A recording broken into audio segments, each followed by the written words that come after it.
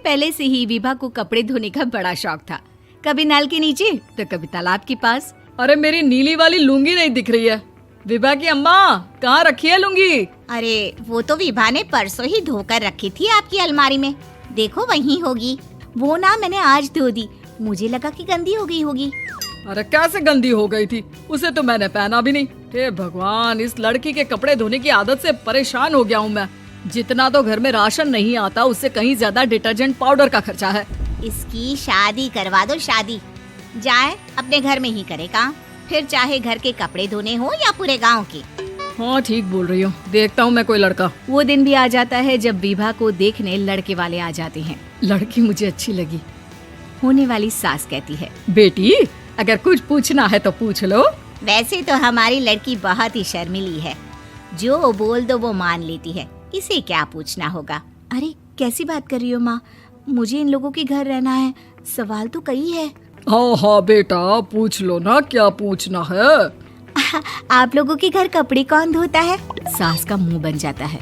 देखो, अगर तुम ये कहना चाहती हो कि तुम्हें कपड़े धोने नहीं आते तो सुन लो, कपड़े मैं ही धोती हूँ, लेकिन तुम्हारे आ जाने के बाद मैं रुमाल तक नहीं धोऊंगी। अरे चुप रहना भाग्यवान, बहू बेचारी घर आई नहीं, उसे डराना शुरू कर दिया। वो क्या है ना बिटिया, अभी तक तो ये कल्लू की माँ ही धोती थी, लेकिन अब तुम्हारे पापा तो दहेज में वॉशिंग मशीन देंगे ही। तभी विभा की माँ बोल पड़ती है, सवाल भी पूछा तो क्या। वैसे भाई साहब, मशीन की तो फिर भी कपड़े धोने की कैपेसिटी होती है, मतलब जो बिटिया दे रहे हैं ना विभा, इसे कपड़े धोने का बहुत शौक है। ये आप लोगों की क्या, आस पड़ोस गांव मोहल्ले सबके कपड़े धो दे और उफ तक ना करे। बाहर देखा नहीं आपने कितने कपड़े सूख रहे हैं, सब हमारी बिटिया ने ही तो धोए हैं। बस भी करो ना माँ, शर्म आ रही इतनी तारीफ सुनकर। और तो और एक दाग निकाल कर दिखाओ तो मान जाओ। हाँ अच्छा अच्छा, माफ करना बेटा, मैंने गलत समझा।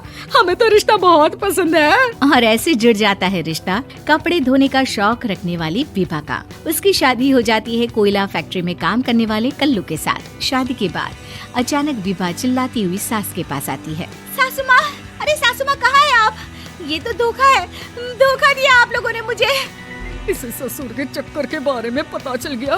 अरे तो उसमें तुझे क्यों धोखा मिला है? अरे नल में पानी नहीं आता, कपड़े कैसे कब धुलेंगे? अच्छा अच्छा, तू पानी नहीं आ रहा उसकी बात कर रही है। तो आपने क्या सोचा? कुछ नहीं। अच्छा, तेरी माँ ने कहा था कि कपड़े धोने का शौक है, तुझे याद आया मुझे। शौक शौक बोलकर कपड़े धोने वाले मेरे जुनून को कम ना आके सासू माँ, कपड़ा धोना मेरा गुरूर है। तभी पति भी वहाँ आ जाता है। अभी अभी मैंने इसे सनी देओल की फिल्म दिखाई है, उसी के डायलॉग मार रही है माँ। अच्छा सुन, साफ साफ बता रही हूँ, पानी सुबह 4 से 6 और शाम को 10 से 12 आता है, समझी? विभा टाइमिंग सुनकर हैरान हो जाती है। ये क्या भूतों का मोहल्ला है? सुबह 4 बजे उठकर कौन कपड़े धोता है? 4 बजे टंकी में पानी जाता है, फिर सारा दिन धोना ना, किसने मना किया?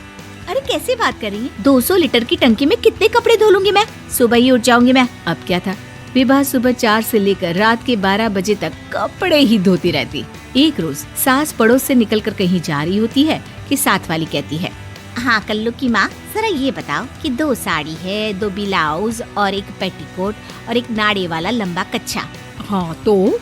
अरे तो क्या, कितना लोगी धुलाई ये बताओ। धोबन दिख रहे हैं हम क्या?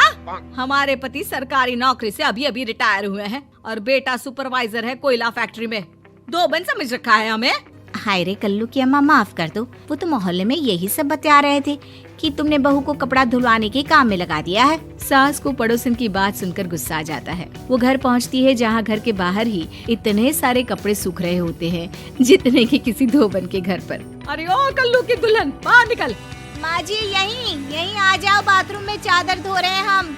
अरे अभी हम धोते हैं, तुमको बाहर निकलो। ये आस पड़ोस वाले बोल रहे हैं कि हम बहू से कपड़े धुलवा धुलवा कर उसे कपड़ा धोने वाली बना दिए हैं। अरे छोड़ो ना माँ जी, किन लोगों की बातों में आती हो? आस पास के लोगों का तो काम ही होता है कि वो किसी तरह सास बहू को लड़ा दे।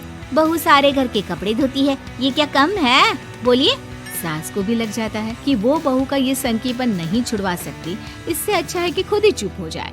एक रोज सास और बहू मंदिर जाते हैं, जहाँ सास की साड़ी वहाँ खड़ी भीख मांगने वाली से मिलती है। माँ जी क्या बात है, आपकी साड़ी उस भिखारन से कितनी मिल रही है ना? हाँ हाँ देखो तो, दोनों की साड़ी मिल रही है। क्या बात है कल्लू की अम्मा, तुम खुद को तो अफसर की बीवी बताती हो और ऐसी सिंपल सी प्लेन साड़ी पहनकर घूमती हो। सिंपल और प्लेन नहीं है ये साड़ी। तो क्या सोने के धागे से फूल बने हैं? कुछ भी सासू माँ, कुछ भी। हाँ, बने थे इस साड़ी में सोने के धागे से फूल। मेरे पति लेकर आए थे मद्रास से स्पेशली मेरे लिए 10,000 की। ताहे भाई साहब इस भिखारन के लिए भी सेम टू सेम साड़ी लेकर आए होंगे 10,000 की। सास उस वक्त तो कुछ नहीं कहती, लेकिन बहू के साथ घर आती है और अलमारी से एल्बम निकाल कर लाती है। ये साड़ी देख रही है, ये वही साड़ी है जिसे मैंने अभी पहना था। इस साड़ी में ये जो चमकदार फूल दिख रहे हैं ना, ये सोने के धागों से काढ़े गए हैं। लेकिन तू लोकल वॉशिंग मशीन ब्रश से घिस घिस कर सारे फूलों को निकाल कर साड़ी प्लेन कर दी।